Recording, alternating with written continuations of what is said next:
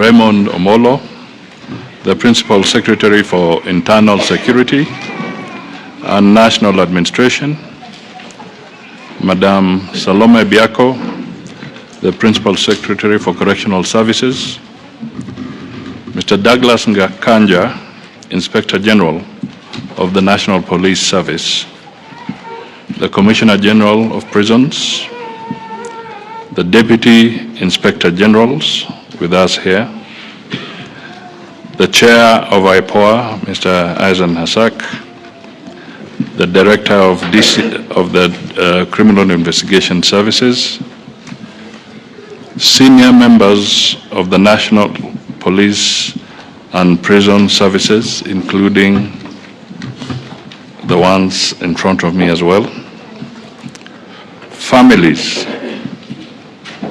of the departed officers, distinguished guests, ladies and gentlemen. I am delighted to join you all for this commemoration of service to honor the fallen officers of the National Police Service and Prisons Service.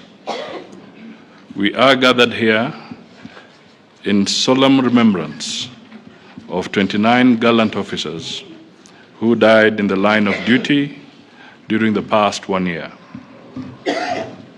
Our befitting tribute is to honor these heroes and heroines for their courage, selfless service, and ultimate sacrifice to make Kenya a better place for all of us. These officers are part of the 383 officers who have transitioned in the past 6 years since this commemoration service was established. Their names will be engraved on the commemorative monument, which is updated every year.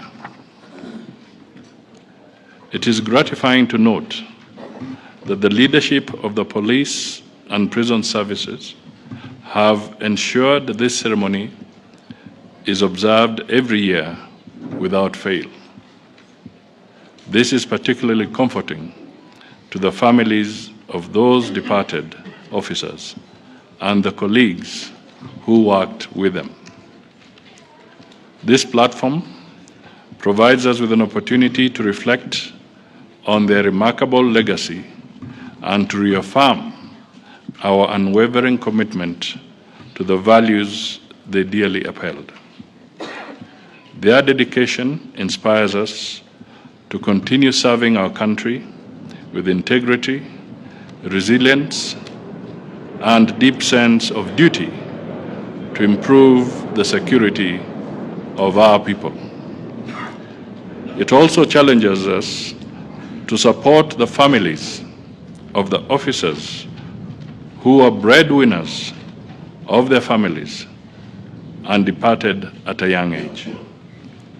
They need our emotional support and resources to continue meeting daily needs.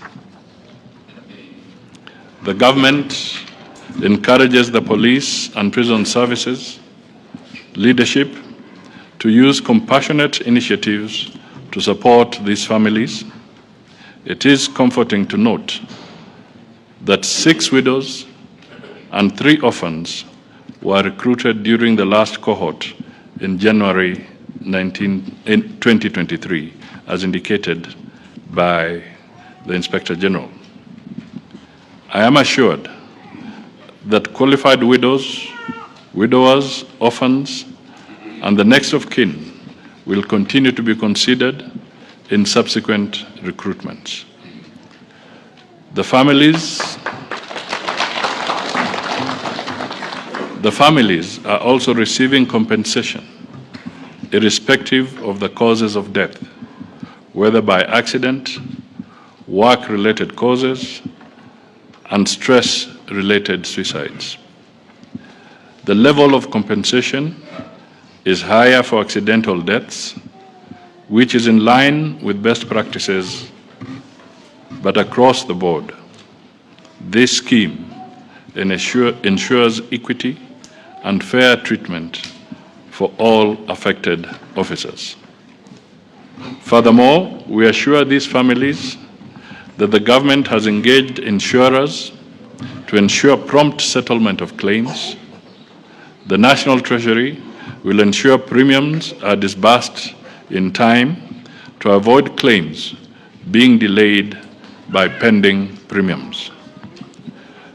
Prior to this event, the affected families received fair tokens for Christmas.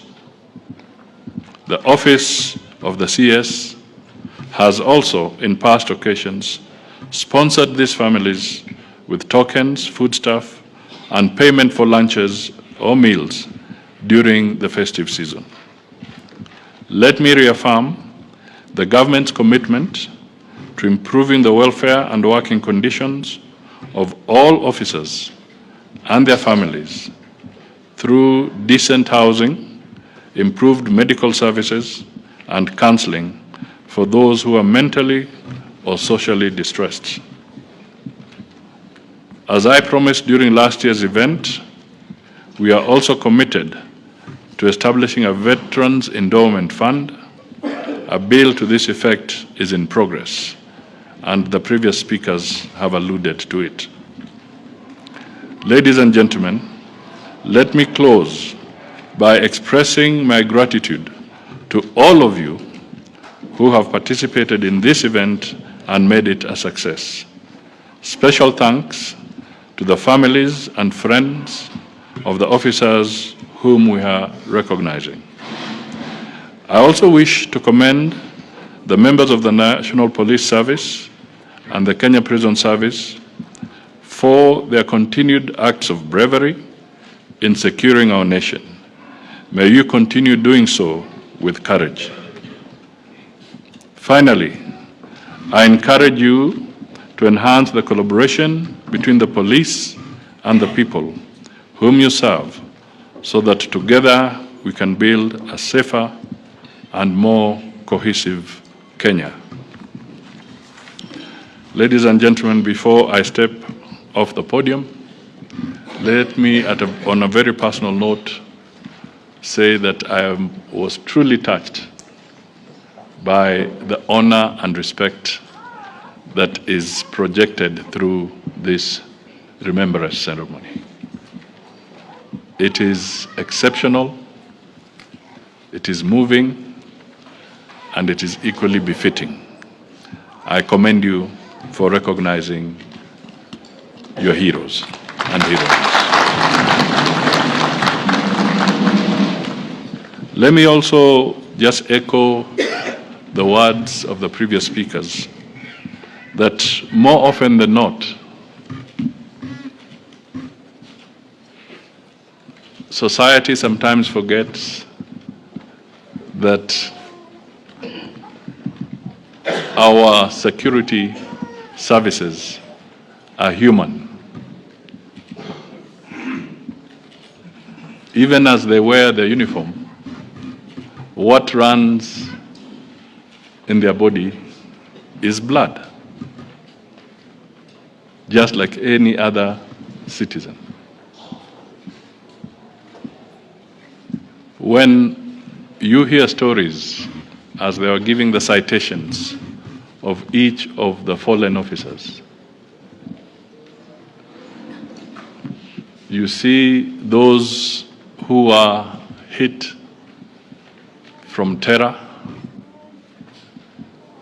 You see those who are hit from practices that have no meaning anymore, like cattle rustling.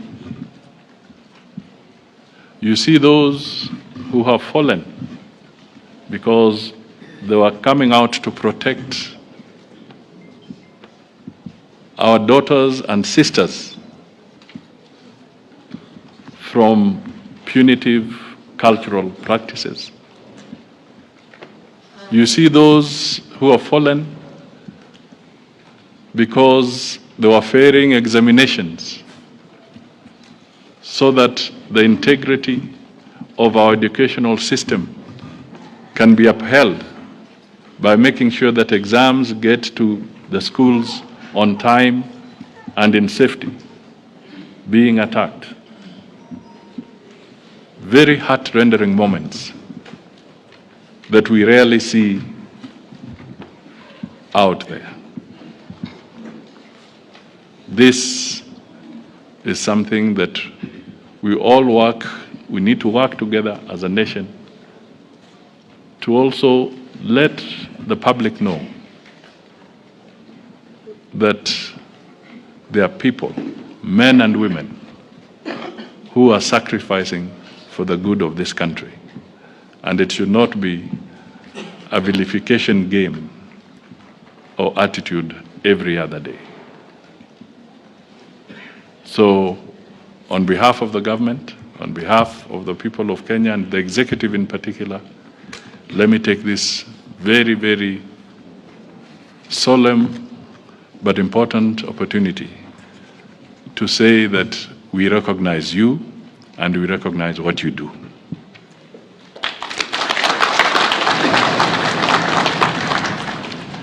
You can imagine just one night without the security, what would happen to this country?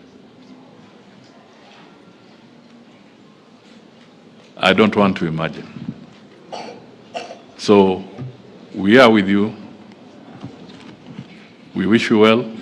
And for the families, we wish you Godspeed, especially knowing that you are very young and your children are young. But the spirit and the direction and the policy position being developed by the service is very progressive, and it will be transformative when it is fully concluded, so that such eventualities can also be moderated. We can never quite fill the gap of your loved ones, but we can only moderate. But ultimately, God is the greatest comforter. How we wish that we would not have to see off